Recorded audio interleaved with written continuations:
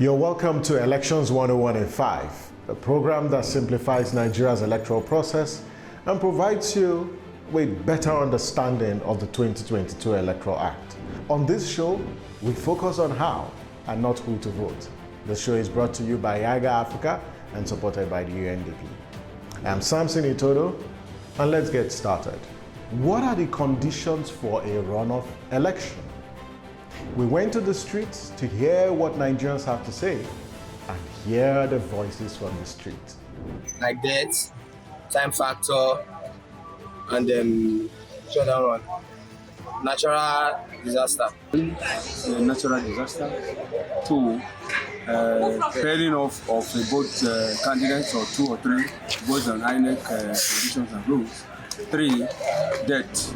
Now, let's begin. What is a runoff election? A runoff is a voting system used to elect a single winner where no candidate emerges from an election in the first round.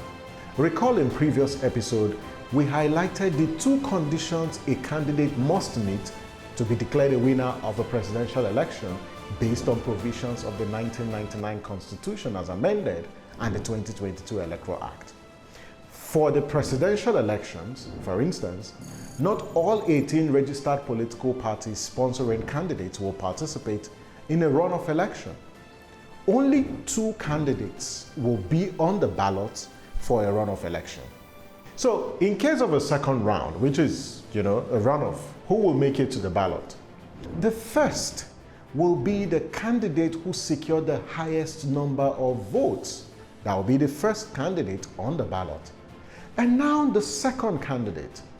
The second candidate is the one among the remaining candidates who has a majority of votes in the highest number of states.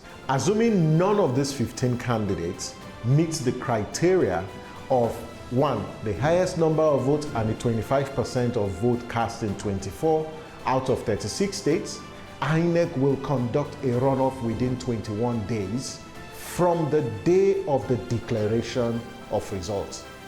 The 2 candidates that will be on the ballot for runoff will be 1, candidate X, who scored the highest number of votes in the first round. That will be the first.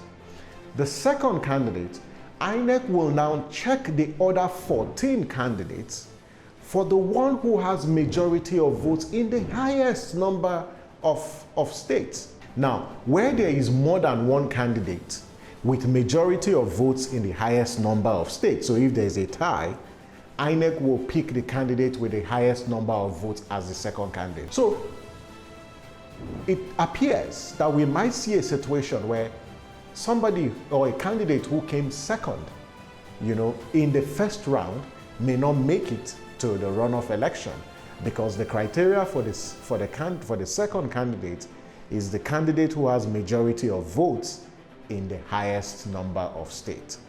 And, INEC is not taking chances in the 2023 election, and the Commission has printed additional ballot papers in the event that there is a presidential runoff election after the February 25th presidential elections. It is worthy to note that victory in a runoff is by simple majority. Simple majority is the criteria and the method of determining a winner in a runoff election. And that's Election 101 in 5. Now you know the conditions for a runoff election and which candidates will make it to a runoff election. We would appreciate your feedback, so you can reach us on any of the platforms displayed on your screen, because this show is about you. If you have topics you want us to address or questions, please feel free to email us and we will take it on the show. And that's our show for tonight. Get ready to vote on February 25th and March 11, 2023, because our lives depend on it. Thank you for watching. I'm Samson Itodo, and I'll see you tomorrow as we simplify another complex aspect of Nigeria's electoral process. Bye for now.